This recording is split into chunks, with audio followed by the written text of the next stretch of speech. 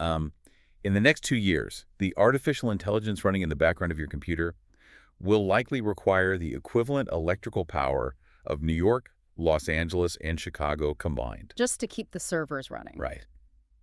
Welcome to episode 446 of AI Brief. I'm Amin. And I'm Leah. We know you're constantly navigating this absolute flood of headlines about technology, biology, global markets. It's a lot. Oh, it is. It's totally overwhelming. It really is. So this deep dive is your shortcut to staying incredibly well-informed without ever feeling overwhelmed by that information overload. Today, we're opening up a confidential Morgan Stanley client report that outlines a pretty stark warning about a massive AI breakthrough arriving in 2026. Yeah, and once we unpack that macroeconomic forecast, we'll dive into everything else making waves in today's science and tech news. We have an incredible lineup. We really do. Everything from a rescue dog whose life was saved by a custom ChatGPT medical protocol to a new project that essentially functions as Google Earth for the human body. And finally, we will run through the top trending autonomous AI tools that you can deploy right now to drastically upgrade your daily productivity.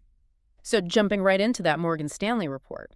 Yeah, the timeline here is wild. The analysts are pointing to the first half of 2026, specifically, between April and June, as the window for a transformative leap in AI capabilities. And the core message they're delivering to their financial clients is that industries, policymakers, and honestly, our physical infrastructure, they're just totally unprepared for what's coming. Right, because the driver behind this incoming shockwave is this absolute explosion in raw computational power. Exactly. Morgan Stanley notes that the top U.S. AI developers, like the big five tech giants, are currently injecting roughly 10 times the compute into their next-generation models compared to the systems we are using today. 10 times.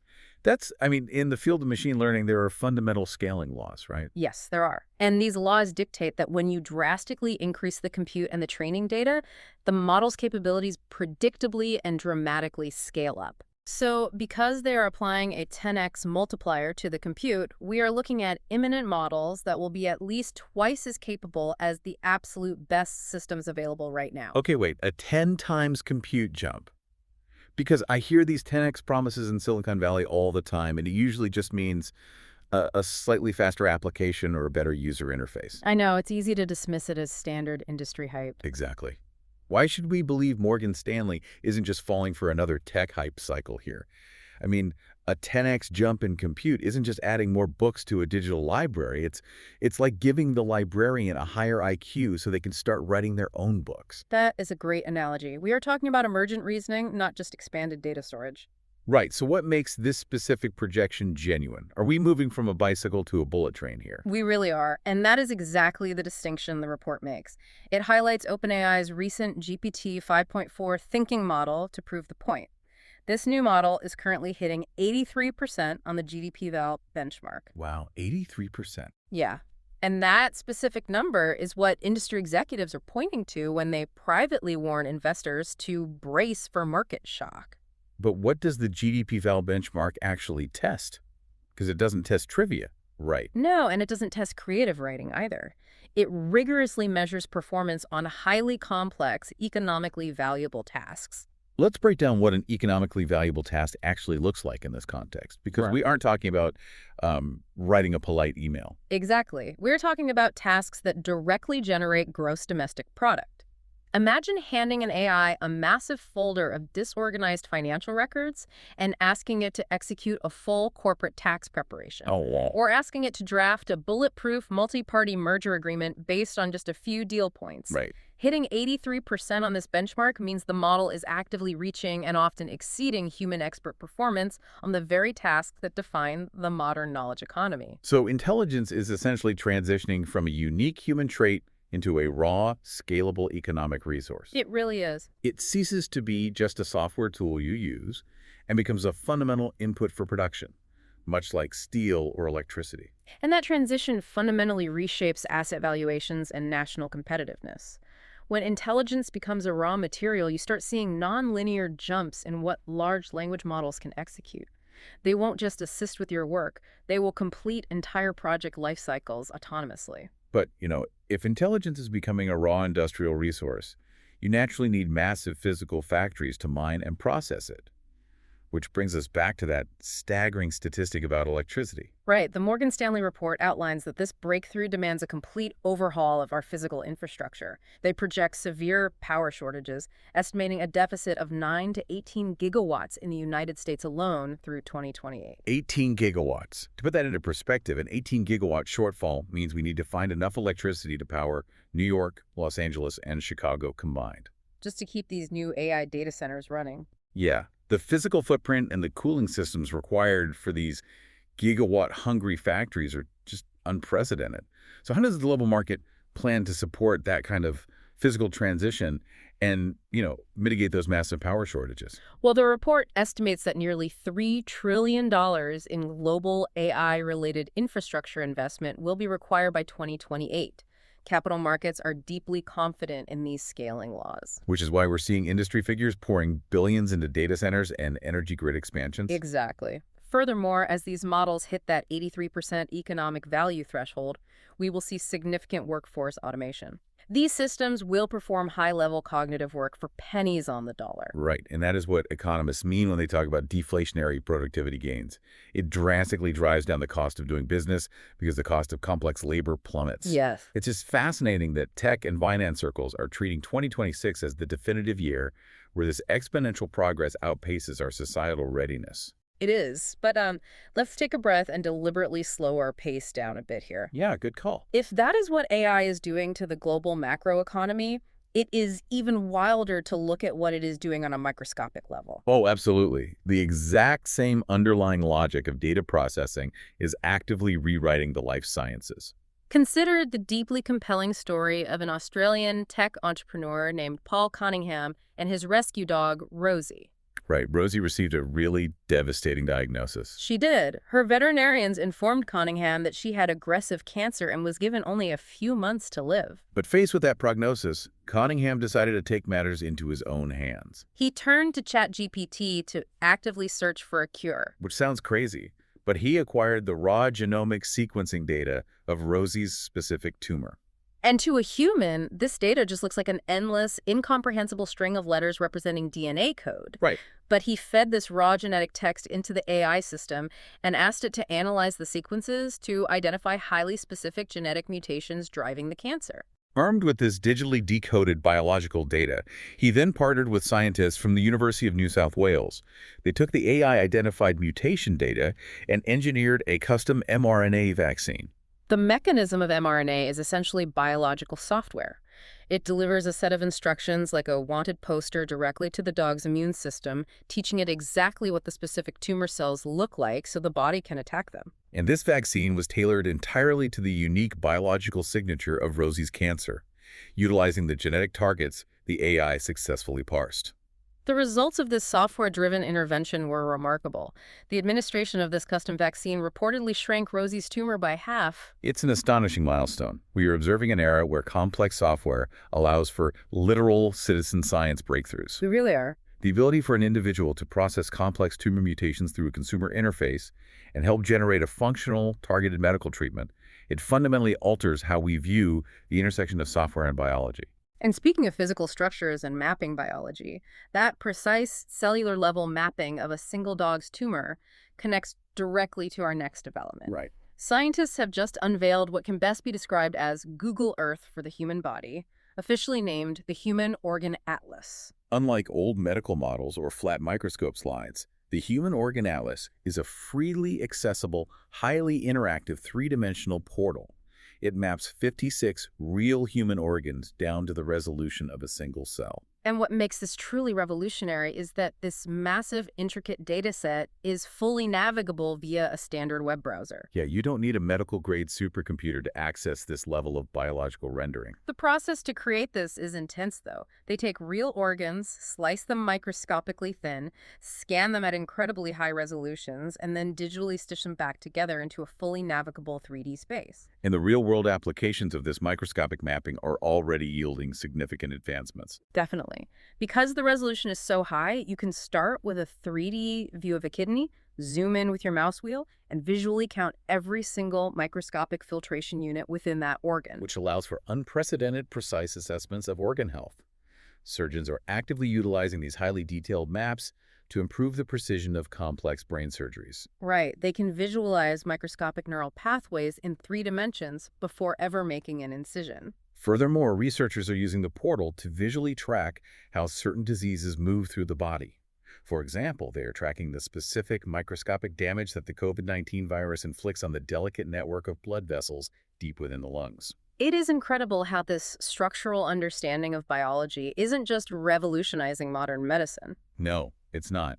We are seeing a really fun pivot in the science news today, where this exact same analytical approach to biological structures is solving ancient historical mysteries. That brings us to a remarkable paleontological discovery that is shifting our understanding of timelines and geography. Scientists have long debated the exact geographic origins and the evolutionary lineage of the Tyrannosaurus rex. But now researchers have unearthed a 74-million-year-old leg bone in New Mexico that suggests the T-Rex lineage actually evolved much further south, specifically in the American Southwest. The physical mechanics and scale of this prehistoric creature are staggering to consider. Oh, absolutely. Oh, By analyzing the density of this newly discovered bone and the size of the connecting joints, researchers estimate this tyrannosaur was about 50% heavier than any of its known apex predator rivals from that exact same era. 50% heavier. That is massive. Yeah, and the skeletal structure bears a striking resemblance to the T-Rex itself. This fundamentally changes the map of where apex predators roamed during the late Cretaceous period.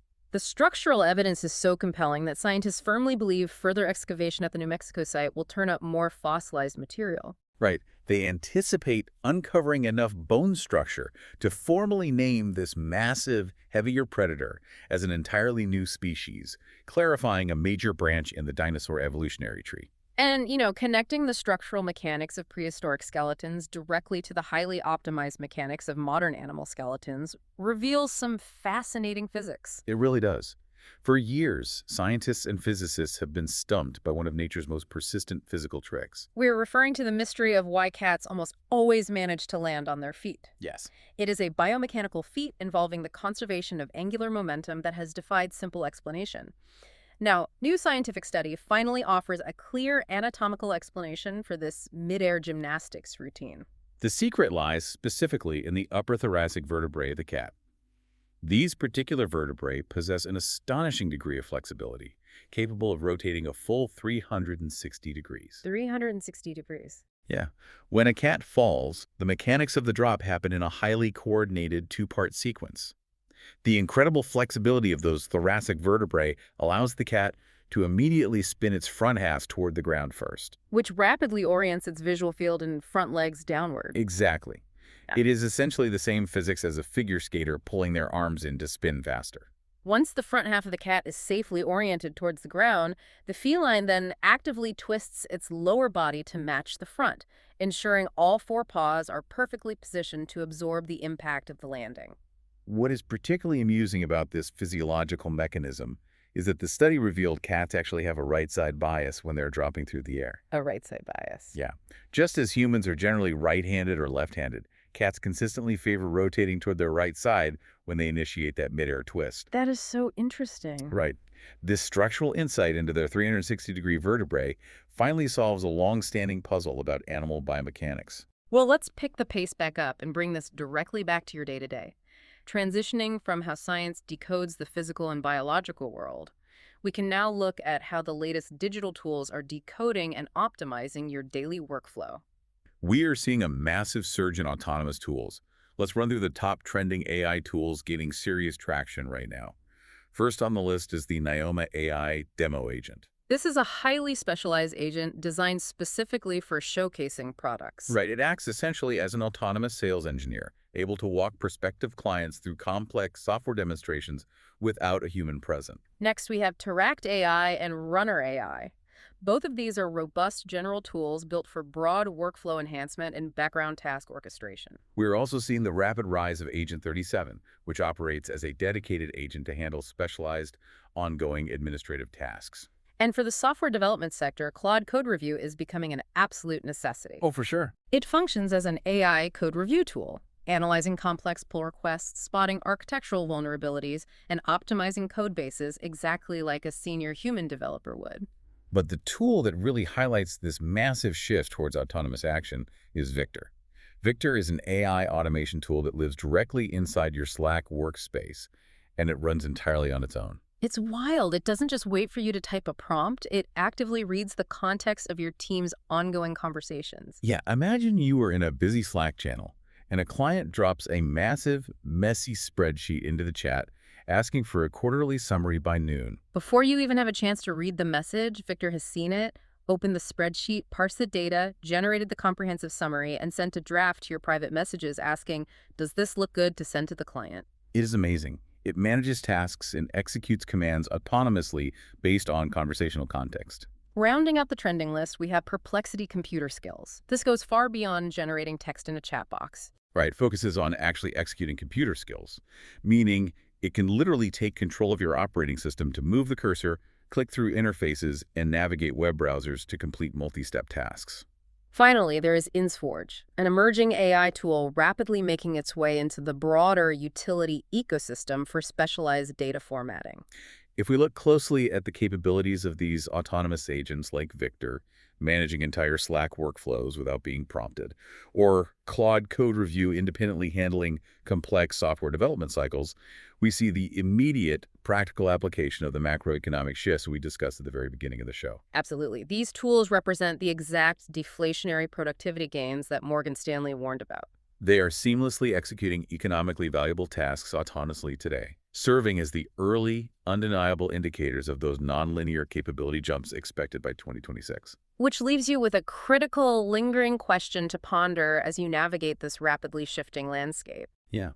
If artificial intelligence models are projected to achieve human expert performance on vital economic tasks in just 2 years, and tools are already actively augmenting workplace communications and writing custom genetic medicine, how should you be fundamentally restructuring your own career skills today to ensure you treat AI not as a competitor, but as your own highly leveraged personal infrastructure? Please be sure to follow the podcast on your platform of choice and share this episode with someone in your network who really needs to hear about the specific 2026 AI forecast and what it means for their industry. See you in the next episode.